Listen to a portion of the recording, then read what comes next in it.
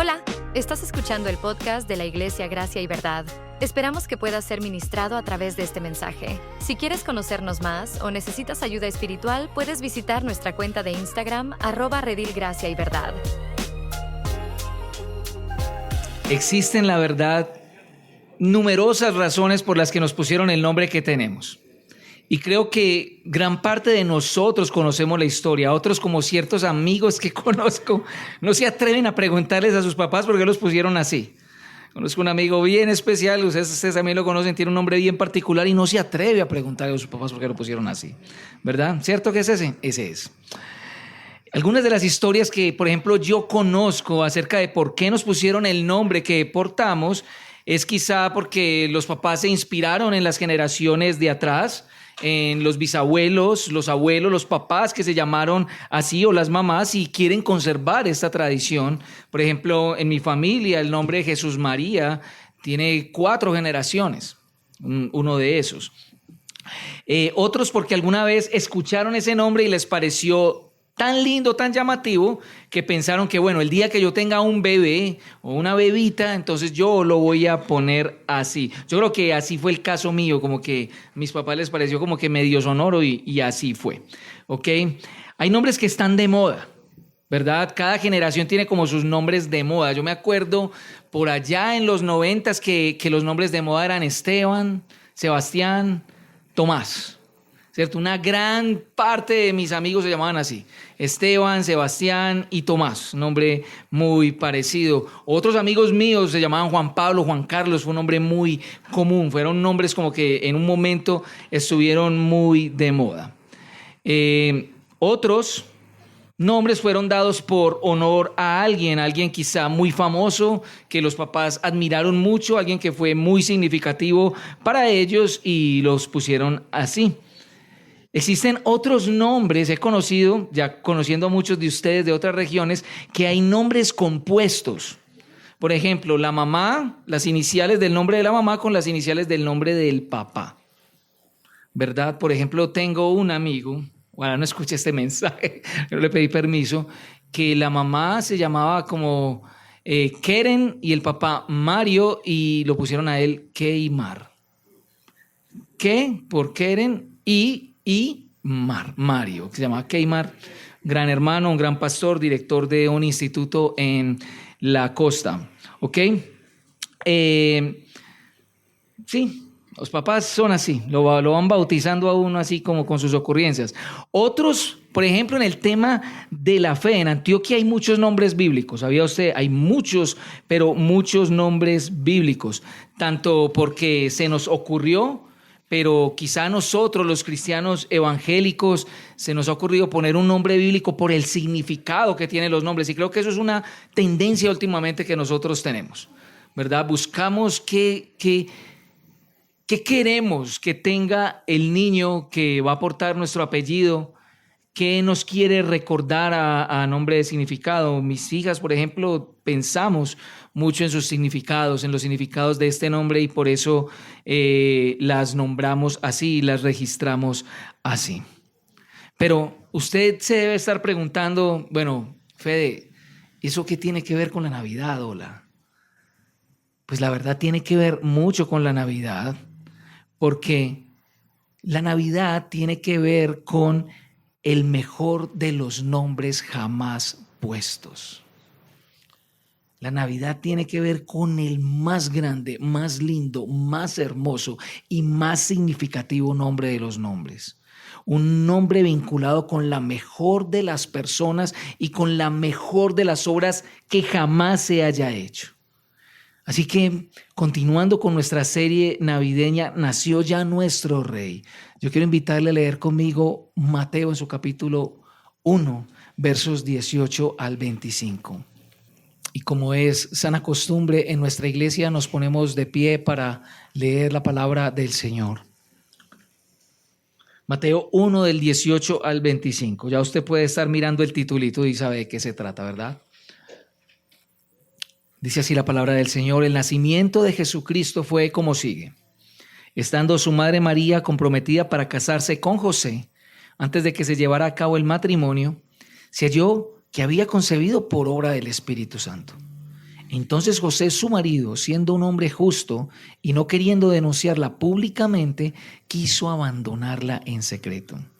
Pero mientras pensaba en esto, se le apareció en sueños un ángel del Señor diciéndole: José, hijo de David, no temas recibir a María tu mujer, porque el niño que se ha engendrado en ella es del Espíritu Santo. Y dará a luz un hijo y le pondrás por nombre Jesús, porque él salvará a su pueblo de sus pecados. Todo esto sucedió para que se cumpliera lo que el Señor había hablado por medio del profeta, diciendo: He aquí la Virgen concebirá y dará a luz un hijo y le pondrán por nombre Emmanuel, que traducido significa Dios con nosotros. Cuando José despertó del sueño, hizo como el ángel del Señor le había mandado y tomó consigo a María, su mujer, y la conservó virgen hasta que dio a luz un hijo y le puso por nombre Jesús. Esa es la palabra del Señor, hermanos. Amén.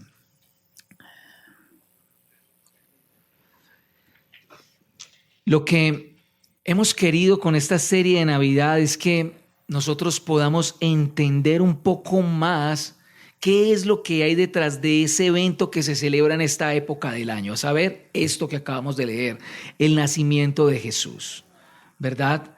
Queremos no solamente entender esto, sino comprender que esta no es una historia más, que esto no es una historia que simplemente nace en este momento, sino que hace parte de una historia mucho más grande que realmente comenzó antes de que este mundo se fundara.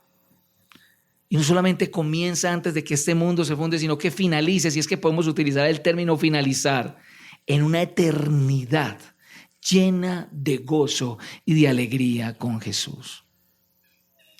En esta historia que acabamos de leer, y usted ha escuchado los sermones, ha participado en los grupos pequeños, usted puede ver entonces cómo la promesa de Dios hecha desde el momento en que nuestros padres Adán y Eva cayeron, se hace literalmente carne y hueso.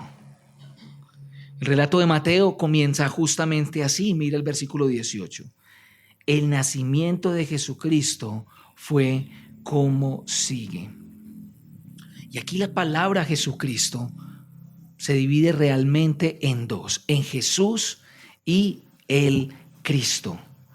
Y usted sabe que la palabra Cristo significa Mesías, y Mesías es alguien a quien Dios ha ungido o escogido para llevar a cabo la misión de liberar o rescatar, principalmente a su pueblo.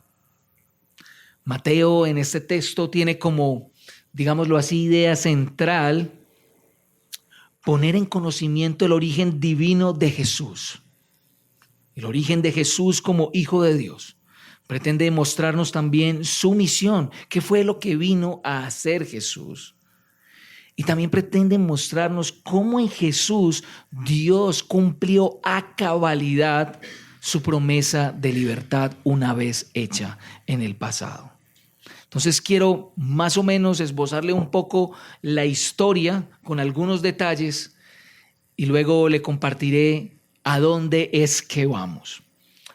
Tenemos primeramente una pareja, tenemos aquí un compromiso matrimonial. La palabra literalmente es desposamiento. La pareja está desposada, María está desposada con José. Y el compromiso en tiempos de Jesús no era lo mismo que un compromiso de hoy, que simplemente se entregaba un anillo, se empezaba a fijar una fecha y los preparativos para un matrimonio. No, el compromiso era el primer paso del matrimonio, es decir, era algo ya vinculante legalmente.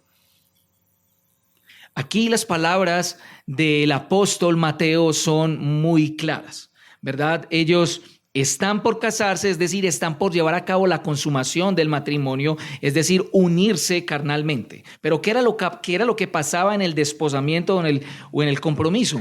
Que las familias se encontraban, se acordaban y el esposo tenía que partir al menos un año a su tierra a hacer todos los preparativos para la vivienda, para la fiesta y todo lo demás. ¿Ok? Entonces no podemos entender el compromiso simplemente como que se entregó un anillo y nos vamos a casar dentro de poco. No, ya estaba allí. Cuando estamos diciendo que José está por abandonarla a ella, cuando se entera de la noticia, es literalmente piensa divorciarse de ella. Va a haber un divorcio, un matrimonio se va a acabar. Entonces vemos que ellos, este es el plan de ellos, el escenario es que ellos están por casarse. Imagínense a José allí pensando, María me gustó, bueno, en ese tiempo no era que se gustaban y empezabas tú a cortejarla y no, era que los papás arreglaban el asunto y quizá a José le pareció muy linda la chica, dijo, bueno, salí de buenas y está pensando, va a construir su tienda, su almacén de carpintería, está pensando en su casita, está pensando quizá en cuántos hijos va a tener, cómo los va a llamar, está feliz de la vida, pero Dios irrumpe, se genera un conflicto aquí y los planes que ellos tenían cambian por completo. Ella resulta en embarazo dizque del Espíritu Santo. Y obviamente el primer afectado es José. Usted puede mirar cómo esta historia se empieza a centrar en José, pone los foquitos en lo que está pasando en la vida de José. Piense cómo pudo haber reaccionado ese hombre. Cómo los planes se cambian. ¿Qué puede traer esta noticia para familias que se han comprometido, que han invertido algo, quizá un apartamento que ya se alquiló, una fiesta con invitados costosa, una luna de miel paga? No sé, en ese tiempo no era así, pero ya había una inversión de compromiso. José es descrito aquí, hermanos, como un hombre justo, es decir, que es un hombre temeroso de Dios y como hombre temeroso de Dios al menos debe tener dos virtudes. La primera es que debe actuar conforme a la ley de Dios. Y la segunda es que como todo hombre justo y temeroso de Dios es misericordioso. Él sabe que puede actuar de acuerdo a la ley, pero actuar de acuerdo a la ley puede traer una desgracia para esta mujer. En el Antiguo Testamento, el castigo para una mujer que cometía adulterio era el apedreamiento inmediatamente.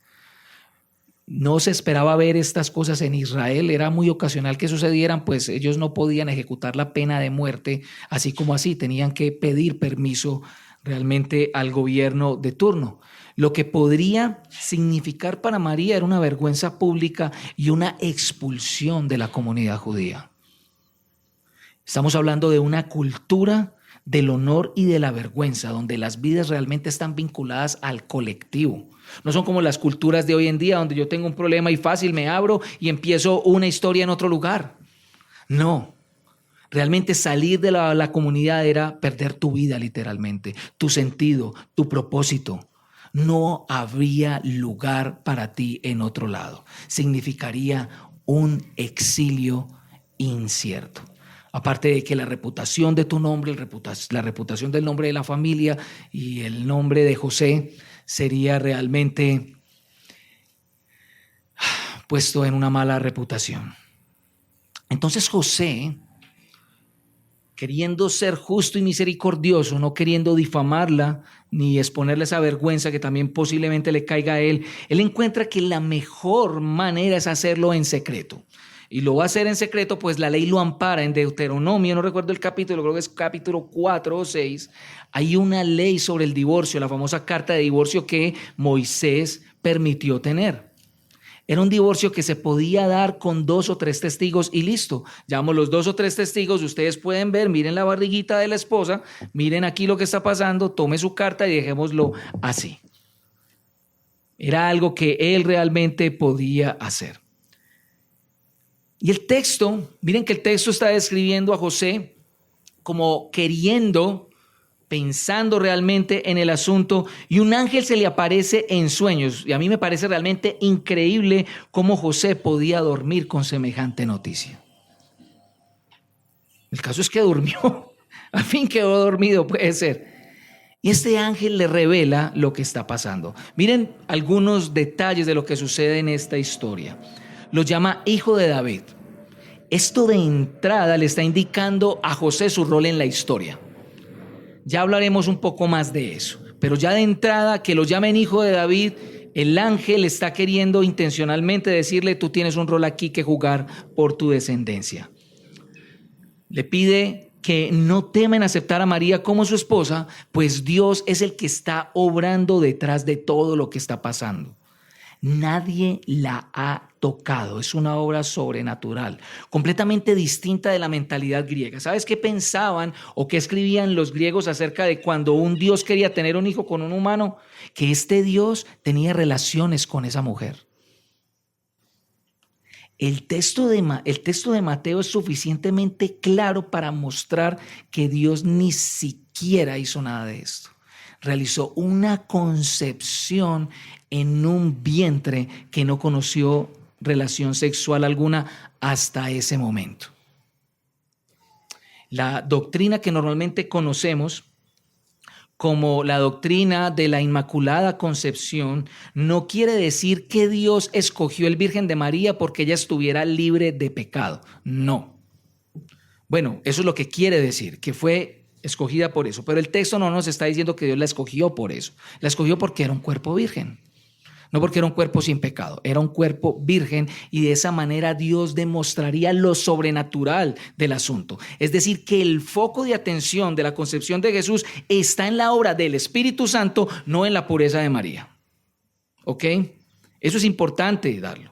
Él dice que María dará a luz lo que cualquier madre da a luz cuando está embarazada, ¿cierto? Un hijo. Y José tendrá la obligación de llamarlo Jesús. Y este nombre de Jesús es explicado por qué se va a llamar así. Es un nombre que está íntimamente ligado a la misión de este niño, a saber que este niño va a salvar a los suyos de sus pecados. Acto seguido, versículo 22, Mateo interpreta este episodio como el cumplimiento de algo. Entre aproximadamente 600 años y 1000 años antes, Dios por medio del profeta Isaías le habló al rey Acaz. Eso está registrado en Isaías 7, también vamos a hablarlo más adelante. Y a la nación de Judá, a quienes por causa de su incredulidad, Dios les predijo una señal. La señal de que una virgen concebiría un hijo que se llamaría Emmanuel, Dios con nosotros. Termina este comentario de Mateo y sigue Mateo relatando que José se despierta y obedece sin temor. Sin miedo alguno, alguna repercusión, él acepta a su mujer, no la toca sexualmente, el niño nace y lo llama Jesús. Y es en esto, el nombre de Jesús, en lo que nos vamos a concentrar hoy. Jesús es el mejor de todos los nombres posibles por quien Él es. Jesús es el mejor de los nombres posibles por lo que Él vino a hacer. Y Jesús es el mejor de todos los nombres porque Jesús es el cumplimiento pleno de las promesas de Dios. Vamos a centrarnos hoy en que Jesús es el mejor de todos los nombres por quien Él es el mejor de todos los nombres por lo que vino a hacer, y es el mejor de todos los nombres por ser el pleno cumplimiento de las promesas de Dios. Jesús es el mejor de todos los nombres por quien Él es. Antes de este texto están los versículos 1 al 17. En los versículos 1 al 17 se describe la genealogía de Jesús. Mira lo que dice el versículo 1 del capítulo 1, libro de la genealogía de Jesucristo, hijo de David, hijo de Abraham. Ahora mira el versículo 18 nuevamente, el nacimiento de Jesucristo fue como sigue. Mateo está utilizando exactamente las mismas palabras. Orígenes para hablar de genealogía y origen para hablar de nacimiento. La palabra realmente es Génesis, el origen de esto. ¿Ok? Y el propósito de la genealogía descrita en los versículos 1 al 17 es mostrar el origen, llamémoslo así, carnal de Jesús, humano. ¿Quiénes fueron las personas mediante las cuales Dios fue preservando una descendencia hasta que llegara a Jesús? ¿Ok? Pero los versículos que acabamos de leer tienen una intención clara. Usted lo puede ver en versículos 18, 19 y 20, 21, 22. En cada momento de la historia que acabamos de contar se enfatiza que el origen de Jesús es divino, el Espíritu Santo. Mateo informa al lector que es el Espíritu Santo que está en él. El ángel informa a José que es el Espíritu Santo. Mateo vuelve a confirmar que el nombre de Jesús está vinculado con Dios mismo. Ahí en la revelación de este nombre, el ángel le dice a José, el nombre es Jesús, que es la traducción griega del nombre Yeshua, que significa el Señor salva. Este era un nombre bien común en ese tiempo, Jesús. Algunos comentaristas dicen que se solía usar este nombre como señal de esperanza del Mesías que habría de venir. Pero bíblicamente este nombre se conoce en otros 2 episodios de la Biblia, en una visión de Zacarías y más atrás. Finalizando en el Pentateuco, finalizando Deuteronomio, el chico que fue aprendiz de Moisés y que fue la persona que Dios escogió para que liderara al pueblo en la conquista de la tierra prometida. Lo interesante de todo es que Josué no tenía que hacer absolutamente nada, sino depender de Dios, guardar el libro de la ley y ser obediente a Dios, y Dios se encargaría de hacer todo lo demás. Usted puede mirar en el libro de Josué que el éxito de Josué fue el éxito de Dios. De hecho, cuando a Josué le dio por pensar en sus propias ideas, fue que tuvo tropiezos. El nombre de Jesús está íntimamente relacionado con Dios y su obra de salvación. Ahora, otra manera en que Mateo quiere resaltar la identidad divina de Jesús es precisamente en las profecías que se está cumpliendo. Bueno, principalmente una, que es la de Isaías capítulo 7. Pero esta profecía de Isaías capítulo 7 también está relacionada con la profecía de Isaías capítulo 9 que predicamos hace 8 días. Ya vamos a hablar un poco de esas profecías más adelante. Lo que quieren dejar claro estas profecías, al menos, es que lo que Dios está por hacer en Israel es darles una señal de que Él está detrás de todo. El niño se llama Emanuel, por un lado, en el juicio que le va a ejecutar Dios a Judá. Y en el capítulo 9 estamos hablando del juicio que Dios le va a ejecutar a Israel, a Efraín, la nación hermana. En este se nos dio que el pueblo que andaba en tinieblas ha visto gran luz, luz resplandeció para la que estaba en angustia, porque un niño nos es nacido, un niño nos es dado, el principado, la soberanía estará sobre sus hombros. ¿Y el nombre de este niño cuál sería? Admirable consejero, Dios fuerte, Padre eterno, príncipe de paz. Dice que aumentará la soberanía y la paz sobre sus hombros y su reino no tendrá fin sobre el trono de David, ¿verdad? Ambos textos, por ahora, parcialmente se los explico, tienen como objeto mostrar que Dios está detrás. Y Mateo los está utilizando para decir, aquí se está cumpliendo el hecho de que Jesús traería un descendiente de origen divino, su Hijo. Jesús es el Dios mismo entre nosotros, el creador del universo, el creador, como dice el mismo Alistair Beck, de todas las estrellas, incluso de la estrella que guió a los magos para ir a adorarle. Ese bebé que va a nacer, que será envuelto en pañales, es Dios mismo. Para el mundo, Jesús es un gran maestro, es un ejemplo moral a seguir, el líder que inventó el cristianismo, el rey de la paz y del amor, un profeta y quizá para algunos que no creen, nadie, un personaje histórico por ahí.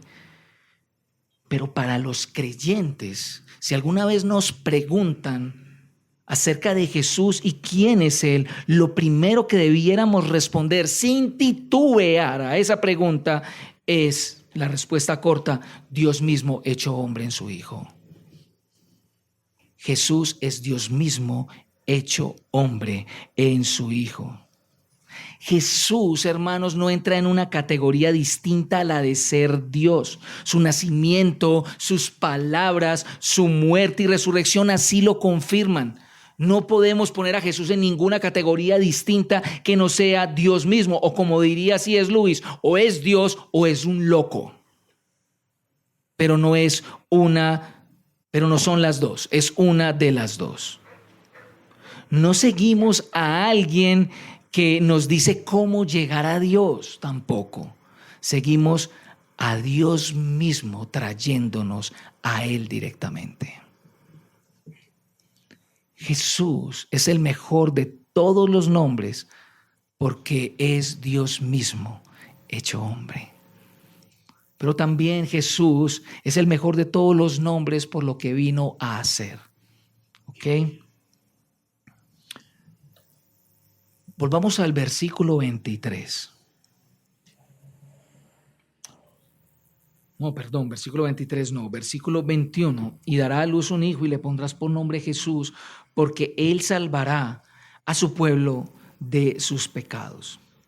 Esto probablemente para la mayoría de israelitas debió haber sido escandaloso o extraño, porque Israel sí estaba esperando un Salvador. Pero el Salvador que estaba esperando Israel era un líder político, un líder que se levantara con un gran ejército contra el imperio grecorromano, el imperio romano en ese momento, y le devolviera a Israel su soberanía, es decir, su libertad nacional, el hecho de ser independiente y no tenerle que rendir tributo a nadie más que a Dios mismo. Pero lo interesante de las palabras del ángel es la especificidad, es decir, la labor exclusiva que este niño va a realizar, la salvación exclusiva. ¿Cuál es esa salvación? La salvación de los pecados de su pueblo. ¿Por qué el pecado? ¿Por qué el pecado? Es una buena pregunta que hay que contestar. Mira, si tú crees que este mundo está como está, por la corrupción política, por la falta de oportunidades, por la falta de educación, por la falta de justicia social, por la falta de los derechos a las minorías, por la pobreza, por la falta de tolerancia. Si tú crees que este mundo está como está por la sociedad heteropatriarcal machista, o si tú crees que está como está porque la mujer está demasiado liberada siendo feminista con una pañoleta verde, lo que sea, esto que tú estás juzgando como el mal principal de la humanidad es solamente el fruto de un árbol. Imagínate un árbol. Imagínate un árbol con una cantidad de frutos. Esos frutos son los síntomas de algo que se está produciendo primeramente en el tronco. Lo que hay en el tronco de ese árbol se llama pecado. Pero lo que hay en las raíces de ese tronco llamado pecado es nuestro deseo de vivir la vida a nuestro antojo y parecer y no según Dios la ordenó. El deseo de vivir nuestra vida a nuestro antojo y parecer engendra pecado, y el pecado engendra todos los males que tú ves hoy en la humanidad. Así que los males de la humanidad no son el problema de la humanidad. El problema es el tronco mismo y las raíces que lo produjeron. Tenemos, llamémoslo así, un gen heredado de nuestros primeros padres, Adán y Eva. Un gen que automáticamente nos hace desconfiar de la verdad, de la bondad y del amor de Dios todo el tiempo, lo que comúnmente se denomina incredulidad. Robamos, mentimos, asesinamos, codiciamos, adulteramos, deshonramos a nuestros padres todo el tiempo, y lo hacemos no solamente en nuestra conducta, sino en nuestros pensamientos y en nuestros sentimientos. Y esto nos deja sin excusa. Más adelante en Mateo se relata cómo Jesús cuenta uno de los sermones éticos morales más excelentes posibles, quizá el Sermón del Monte. Y Jesús relata en el Sermón del Monte que el mero insulto a tu hermano, llamarlo tonto, estúpido, bobo, ya te hace culpable de asesinato. El solo hecho de mirar a una mujer con deseo ya te hace culpable de adulterio. Lo que hayas pensado, lo que hayas sentido o lo que hayas hecho contrario a Dios ya te hace una persona inexcusable. ya te acarrea una culpa delante de Dios, ya te hace enemigo suyo, andando, como dice Efesios capítulo 2, como un muerto en vida y merecedores de un castigo eterno. Ese es el mayor problema de la humanidad. Al desobedecer a Dios, Adán y Eva rompieron con Él, rompieron con ellos mismos y rompieron con la tierra. Nuestro problema, hermanos, es que somos pecadores, y si somos pecadores, somos esclavos del pecado, de Satanás, e inevitablemente vamos a morir como la cota inicial de algo mucho peor. ¿Sabes qué es eso que es mucho peor? La ira de Dios. A eso se refería Jesús cuando dijo: teman al que puede quemar el alma y el cuerpo en el infierno. No se estaba refiriendo a Satanás. El israelita promedio pensaba que necesitaba un caudillo, un líder político. No veía, si lo pasamos a este momento, no veía a la hora de que llegaran las elecciones para decir: ahora sí vamos a acabar con el gobierno de turno, porque ahora sí llegó el cambio. Solo unos pocos, y eran esos que Dios había separado, a lo que se denomina teológicamente como el remanente, sabían que necesitaban ser rescatados del pecado, y ningún hombre podía lograr eso, salvo que ese hombre fuera Dios mismo. Por eso la predicación de Jesús se centró en que en Él, en Jesús, el reino de los cielos había llegado a los hombres. ¿Y cuál debía ser la respuesta de los hombres? Fe y arrepentimiento, fe y arrepentimiento, fe y arrepentimiento. Fe porque necesitamos la convicción de creer que este es el Hijo de Dios que vino a tomar nuestro lugar, y arrepentimiento porque la vida no puede continuar dirigiéndose hacia el mismo lugar si Jesús llegó.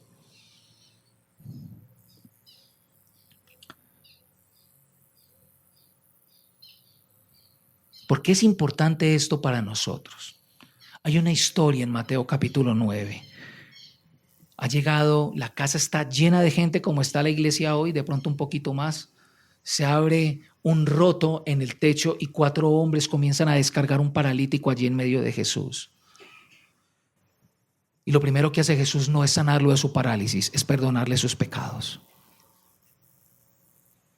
En ese texto, claramente Jesús está diciendo que el hombre tiene una parálisis mayor que cualquier problema que tenga que solucionar, que crea que puede solucionar: el pecado.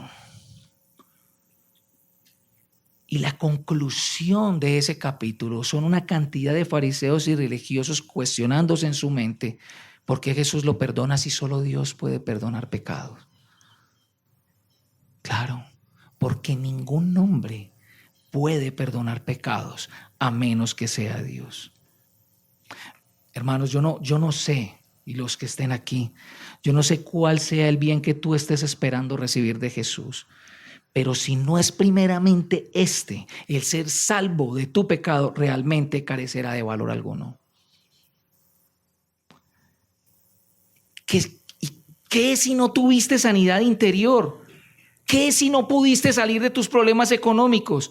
¿Qué si las relaciones no se reconciliaron? ¿Qué si no pudiste estudiar? ¿Qué si no te pudiste casar? ¿Qué si no te dio el trabajo o el viaje? Si fuiste perdonado, ¿qué más quieres? ¿Qué más queremos si fuimos perdonados? El perdón de pecados es la muestra, es la prueba inequívoca del asombroso amor de Dios. Un amor que al perdonarte te hace nuevo, que te redime, que te da nuevos pensamientos, nuevos sentimientos y una nueva voluntad para amarlo a Él con todo tu ser y al prójimo como a ti mismo. El texto insignia del cristianismo que se encuentra en Juan capítulo 3, 16 lo resume todo, porque de tal manera amó Dios al mundo que ¿qué? Unigénito, para que todo aquel que en Él crea no se pierda, mas tenga vida eterna. Mira cómo se presupone que sin el Hijo ya estamos perdidos. Sin el Hijo ya estamos perdidos a causa del pecado, no a causa de una sanidad interior, no a causa de una relación sana, no a causa de una jubilación. Así que Jesús es el mejor de todos los nombres por su misión, la misión que vino a hacer, salvarnos del más grande de los problemas, el pecado. Así hemos visto, hermanos, entonces que Jesús es el mejor de todos los nombres por quien Él es. Jesús es Dios mismo hecho hombre. Es el mejor de los nombres por lo que vino a hacer, salvarnos de nuestros pecados. Sin embargo, nos quedaríamos cojos si no reflexionáramos en que Jesús es el mejor de todos los nombres, porque Jesús es el cumplimiento pleno, sin carencia alguna de las promesas de Dios.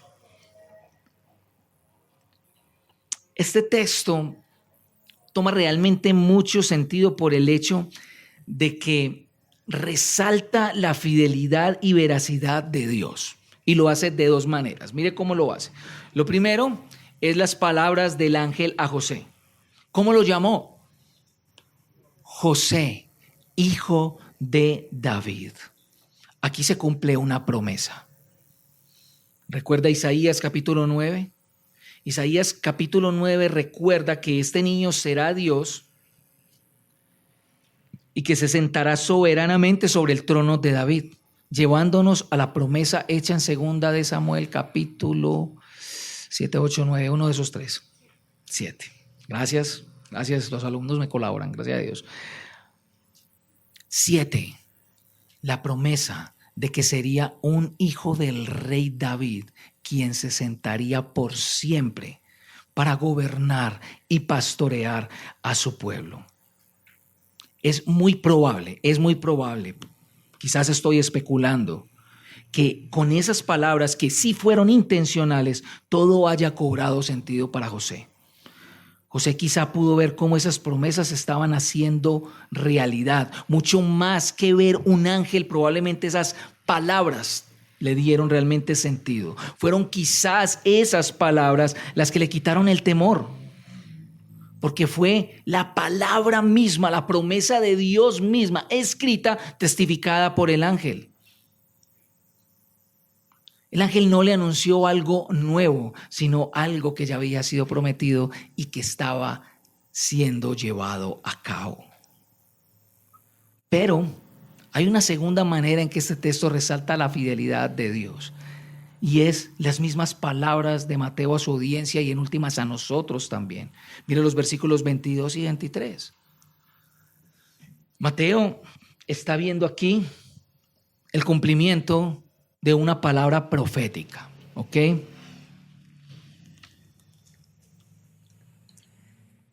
Cuando tengamos la oportunidad de abrir nuestros cursos Crecer y estudiemos Gran Panorama Divino, vamos a estudiar esto mucho más a fondo, ¿sí o qué? Y bueno, simplemente voy a tratar de hacer un resumen lo más fiel posible que pueda. Estamos hablando de la nación de Judá. Isaías capítulo 7, cuyo rey es el rey Acaz, una joyita realmente. El reino de Judá, Jerusalén, se estremece al saber que las naciones de Siria y de su hermana Israel están confabulando y conspirando para venir a atacarla. Lo que probablemente pasa por la cabeza de Acaz es hacer una alianza con Asiria. Ellos están realmente con temor. Pero recuerde que Acaz no ha sido uno de esos reyes que caminó según los caminos de David, bien ante los ojos de Dios. Entonces el Señor manda al profeta Isaías a darle una palabra de ánimo, una palabra para que él sepa que a pesar de que es un pecador, él no se ha olvidado de él ni de su pueblo. Y le dice, no te preocupes por ese par de tizones. En menos de lo que cantará un gallo, yo los habré apartado de ti. Yo seré fiel, yo los libraré. No temas, no tengas temor. Pide una señal y yo te la voy a dar para que sepas que yo te estoy hablando. Acaz de manera indiferente, yo no sé cómo llamarla, irónica, sarcástica. Bueno, el texto no describe emociones, pero uno puede imaginarse le dice a Isaías: no, yo no voy a probar al Señor mi Dios con esto. El Señor se enoja. Y las palabras que eran de consuelo, de ánimo, pasan a ser palabras de juicio. Ah, ¿no quieres una señal? Yo te voy a dar la señal. La Virgen va a concebir un hijo. Y su nombre se llamará Emmanuel, Dios con nosotros. Y antes de que el niño conozca lo que es el bien y el mal y coma esto o lo otro, esto habrá de pasar con todos. Y el juicio añade que Judá caerá también. Es muy probable que las palabras de Isaías acerca de este niño se hayan cumplido en los nacimientos de los dos hijos de Isaías en el capítulo 8 y 9. Isaías va a su mujer, ella concibe y ellos son las señales. Isaías mismo menciona el nombre de Emmanuel y también menciona que aquí estoy yo y los hijos que Dios me ha dado como señales. Pero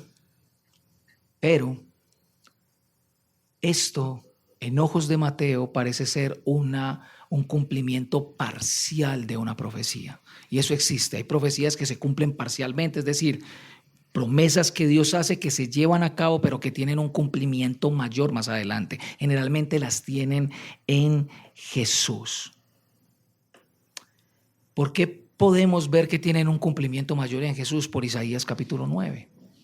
En Isaías capítulo 9 se vuelve a hablar de este hijo, que no solamente significa que Dios es con nosotros, sino que es Dios mismo. No es alguien que Dios esté usando como una señal, sino que es Dios mismo actuando soberanamente sobre todo su pueblo, tanto Samaria como Jerusalén. Mateo claramente está viendo aquí la promesa total cumplida. El ángel lo está revelando. Pero ¿cómo así que este es? Sí. Génesis capítulo 3, versículo 15. Adán y Eva acaban de pecar. Dios los llama a cuentas. Comienza juzgando a la serpiente, a Satanás mismo, diciéndole: por esto que has hecho te vas a arrastrar por toda la tierra, y habrá enemistad entre tú y la simiente de la mujer, la descendencia de la mujer. Ella te herirá en la cabeza y tú le morderás el talón. Acto seguido, si tú comienzas a leer Génesis, de ahí en adelante vas a encontrar un capítulo como el capítulo 5, descendencia de Adán, y una cantidad de genealogías que los que hemos leído la Biblia en las primeras veces no queríamos y no cerrar la Biblia ahí, o saltarnos eso de ahí, continuar. Unos se rindieron y todavía se quedaron ahí estancados. Esas descendencias comenzaron a escribirse porque los autores bíblicos inspirados por el Espíritu Santo, como dice Pedro, trataron de encontrar y entender los tiempos de la descendencia que iba a venir.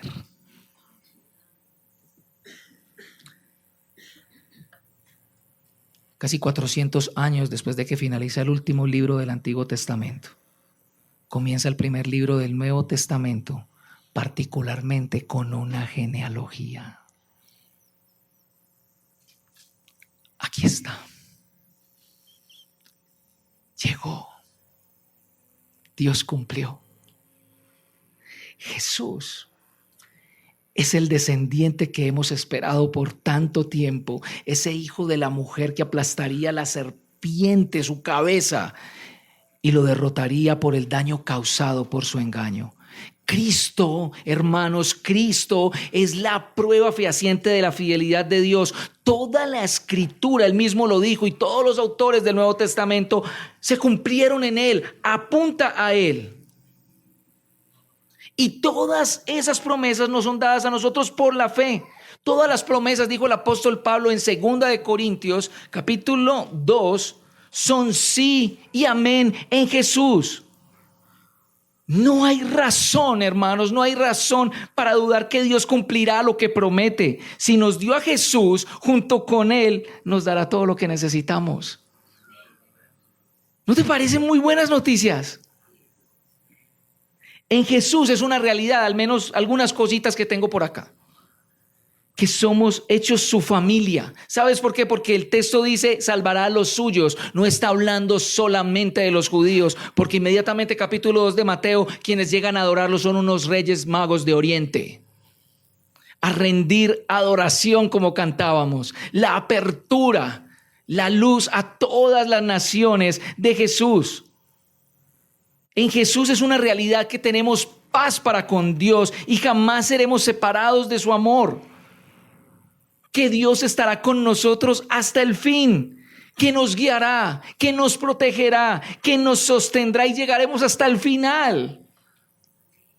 Llegaremos.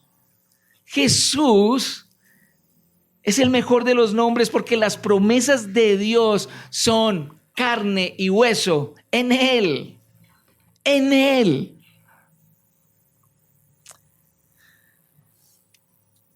Así que Jesús es el mejor de todos los nombres, hermanos. Porque es Dios, Dios hecho hombre. Porque vino a hacer una misión que solamente podría hacer Dios hecho hombre, no Dios solo, ni el hombre solo. Tendría que ser ese hombre con esas dos naturalezas. Jesús es el mejor de los nombres porque Él es el cumplimiento de las promesas de Dios. Garantiza que Dios se acercó a nosotros para que viviéramos para siempre con Él. Pero yo quiero invitarte esta mañana a pensar que si Jesús es el mejor de todos los nombres, ¿no sería lógico pensar que merece toda la autoridad sobre nuestras vidas? ¿No debería Jesús tener toda la autoridad o el reinado para nuestras vidas? Pues al menos José nos da una señal de eso. ¿Qué sucede? ¿Qué sucede con José? Se levanta sin temor y recibe a su esposa. No la toca hasta que dé a luz un hijo y lo llama Jesús. El capítulo 2 nos ofrece más señales de lo que hizo José. El negocito de carpintería se vino abajo, mijo. Se vino completamente abajo. El ángel se le aparece en sueños y le dice: vas a tener que huir. Vas a tener que huir a Egipto porque están persiguiendo al bebé. De Egipto tiene que volver a Israel. En Israel tiene miedo porque hay un hijo de Herodes reinando y dice: no, aquí matan al pelado. Me voy para Galilea. Y allí en Galilea se radica nuevamente. Hay sin mencionar el viaje a Belén para que naciera allí. Cualquier cosa tuvo la vida de José menos estabilidad. Tuvo implicaciones para ello. Y es lo mismo para la vida de cualquier cristiano de a pie como tú y como yo. ¿De qué manera tu vida refleja que Jesús llegó a ella? ¿Cómo cambió? Pero no solamente cómo cambió, cómo está siendo transformada tu vida. Una señal inequívoca, sin temor a equivocarme, y luego me retroalimentarán los siervos líderes, es que la vida sale de la zona de confort. Parece que a Dios no le gusta como que mucho la comodidad. Porque en últimas nuestra paz debe descansar en Él y no en una circunstancia ni en una tierra.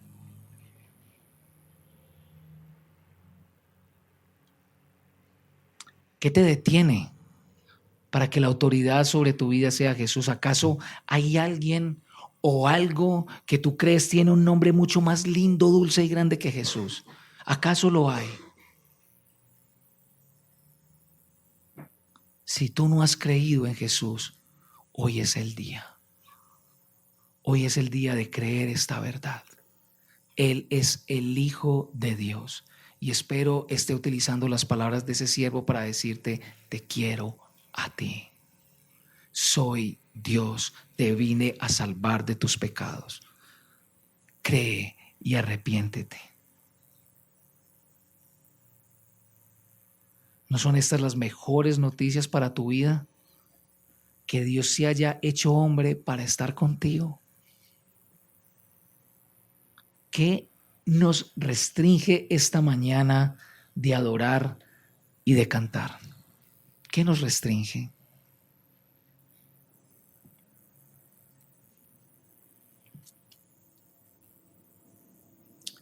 Hermano o hermana, que quizás estás pasando por una situación compleja, por hostilidades quizá de parte de tu familia, por situaciones de tu vida que no se arreglan, por un problema incierto de salud. En Jesús tu vida es completamente estable. Aquello que tú creas es la solución para tus problemas hoy no es la mejor solución. Ya Dios dio la mejor de las soluciones. Perdonar tu pecado, y al perdonar tu pecado, unirte a Él y jamás abandonarte y ver la vida como Él la ve, mucho mayor y mejor. Creo que este es un tiempo para nosotros como individuos pensar acerca de si el nombre de Jesús es esto o menos que esto, y venir a la gracia bondadosa de nuestro Salvador para ser nuevamente redirigidos, sea cual sea las circunstancias. Tómate allí un momento para poner delante de ti, para poner tu vida delante de Él.